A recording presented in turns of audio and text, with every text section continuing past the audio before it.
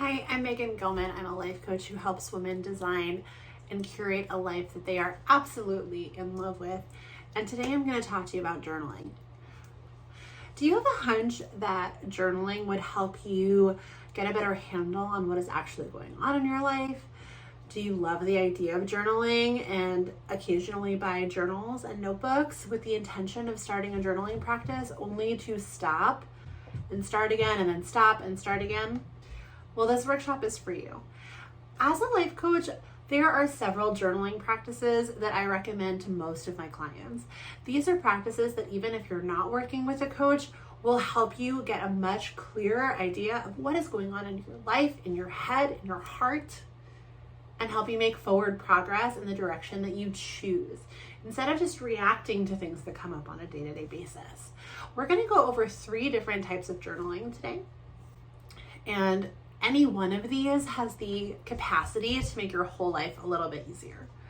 But if you use all 3 of them, like I do on a regular basis, I have a feeling that you're going to see pretty amazing results. Are you ready? Let's go.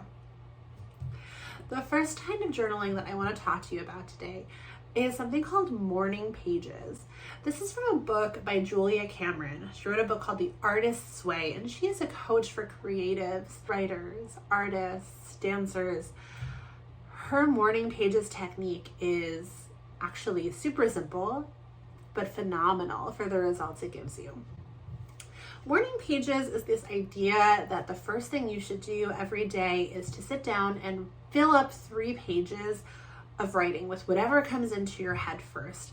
It's a kind of journaling that's really a sort of stream of consciousness. There's no editing. You're not intending anyone else to read it. You're probably not even going to go back and read it yourself. The whole point of these morning pages is to just clear your throat, clear your brain, to get all the stuff that's bouncing around in there out onto a page and out of your head. This clears you up to be super productive and super creative for the rest of your day. Now, Julia Cameron recommends using this technique first thing in the morning. She is very adamant about doing it on paper and not on a computer or any sort of like typing instrument. I tend to use a digital tool for this. My favorite one is a website app called 750 Words. They were also inspired by Julia Cameron's morning pages, and what they did is created this website that sort of tracks your word count. For many of us, pages is going to be different depending on the size of your notebook, the size of your handwriting, etc., etc. The people who created this website did the work of figuring out, on average, if you were going to handwrite your pages, 3 pages would probably be about 250 words each. So that's 750 words, and you can type them. I love typing my words, and I started this practice way back in 2011 when I was in graduate school.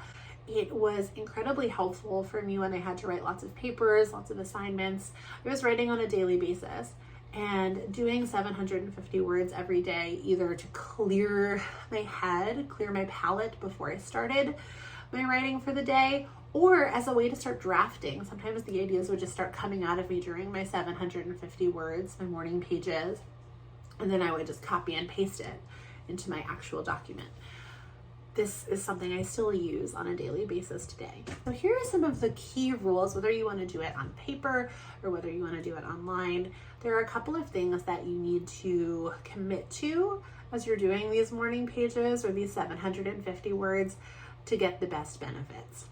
The first thing that you need to do is commit to writing stream of consciousness. You are not editing, you're not picking a topic, you're just letting whatever comes out. And on some days that's going to be brilliant stuff. And on other days it's going to be like, oh my gosh, I can't believe I have to do this. Why am I doing this? This is such a waste of time. I'm tired. I want to go back to bed. You have to commit to writing literally anything that comes into your head. That's the whole point of it. We're clearing your head. We're clearing out the fluff. The second thing you have to commit to is not going back and editing yourself. Don't go back and correct your spelling. Don't edit your punctuation. This is not the time to finesse your writing style. You are just word vomiting onto the page, okay? Or the screen, whatever the case may be. You're just, it's like the written equivalent of like clearing your throat before you talk. Here are some things you can be flexible about with your morning pages.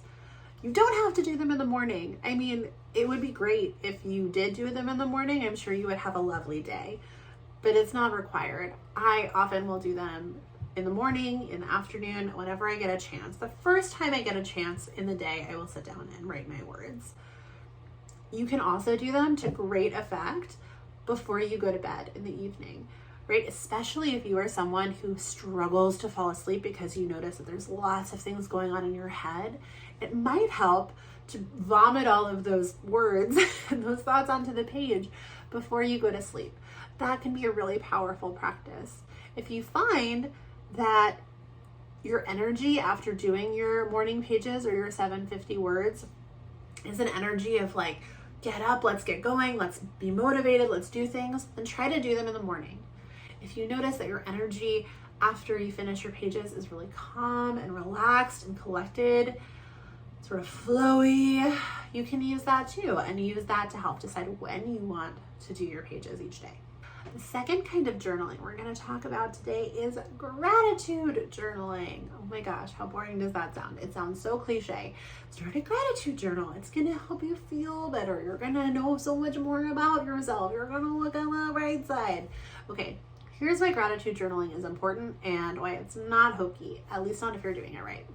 Everyone wants to feel happier and better in their lives, in their bodies. We don't want to look around our lives and constantly be thinking about what's wrong with us and what's wrong with the way we're living and how everything could be better. No, that sucks. We want to feel happy. We want to look around ourselves and feel content, right? Content with who we are, content with what our bodies look like, content with the way our life looks. The way to find contentment is through gratitude. Embracing gratitude, practicing gratitude leads to feelings of contentment, joy, and happiness. If you make gratitude a part of your everyday through the practice of gratitude journaling, you are going to notice that you start feeling happier on a regular basis. Your like baseline level of happy will increase. There's research that proves this. I'm not going to go really in depth into why. We don't exactly know why. We just know that it works. When you're grateful for things in your life, you feel better. Okay, so how can you cultivate this gratitude and where do people go wrong? I recommend doing a gratitude practice at the end of your day, reflecting on what has happened in that day. If you start first thing in the morning, you're sort of starting with a blank slate. You might be able to recall things from the day before that you're particularly grateful for, but you also might not. You may have forgotten some things. At the end of the day is a wonderful way to recall in that particular day what you're thankful for and what sparks gratitude in your life. And it helps to boost your mood and calm you down right before you're trying to go to bed, which is a wonderful bonus. Always nice to be able to go to bed feeling happy and calm and grateful versus going to bed feeling anxious and stressed and worried, right? Okay. When you write your gratitude journal, don't stop at just one thing. Picking one thing is great. Picking two things is better. Aim for something between 3 and 5 to get the biggest boost to your happiness. Also, generally, the first thing you come up with is going to be kind of easy. The first thing that pops into your head.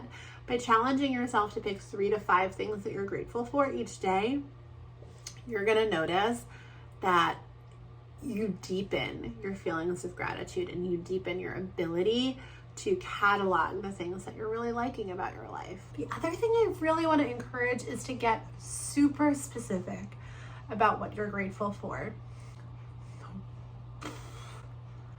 I know you have been in a situation before where someone asks to name 3 things you're grateful for, and everyone goes around the circle and they all say basically the same thing. Everyone goes around in a circle and they all say basically the same thing. I'm grateful for my family. I'm grateful for my job. I'm grateful for my pets. I'm grateful for my partner. Why? Generally, when put in this situation, most of us default Generally, when we're put in this situation, most of us will default to saying that we are grateful for something that we feel like we should be grateful for, that society generally tells us that we should be grateful for. Stop making noises.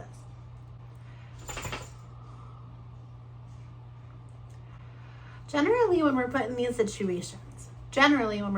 situations, we default to saying something that we think we should be grateful for, or we think that the people around us think that we should be grateful for, instead of challenging ourselves to pick a specific moment, a specific instance when we felt gratitude during our day.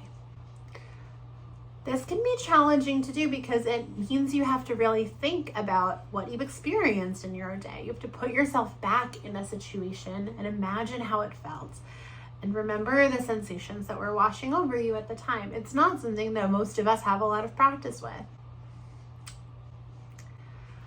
What are some of the things that make you grateful? Here are some examples. Okay, instead of saying, I'm grateful for my house, you might be grateful for your house. It is generally a good thing to have a roof over your head and walls around you in a place where you can be safe, right? And lots of people in the world don't have that. So yes, we're grateful for our house.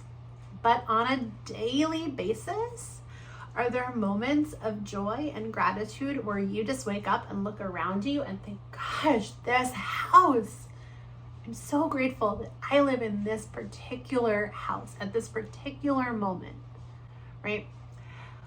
What are the moments? What's happening when you have that thought? So maybe instead of I'm grateful for my house, we can get more specific. I am so grateful to live in a neighborhood where the people who live nearby me are friendly and helpful and share, right?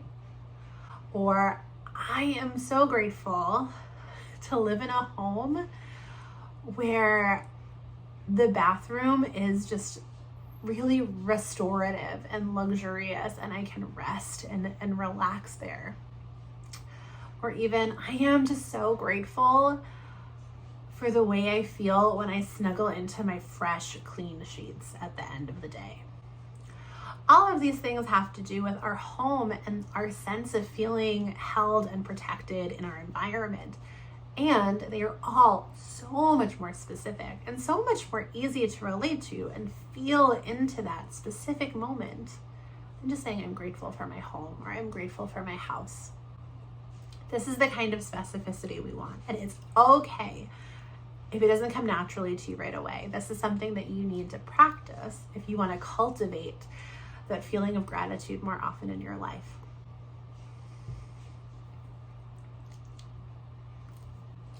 The third thing I want to talk to you about is bullet journaling. Bullet journaling is kind of a unique form of journaling. It's sort of halfway between a planner and halfway between a diary. And you can use your bullet journal for all three practices. You can use it as a bullet journal, and because it's such a flexible method, you can definitely use it as your gratitude journal and even your morning pages as well if you want. I think there's a lot to be said for keeping everything in just one notebook that you can keep tabs on, go through quickly, and sort of discard or forget about once it's done.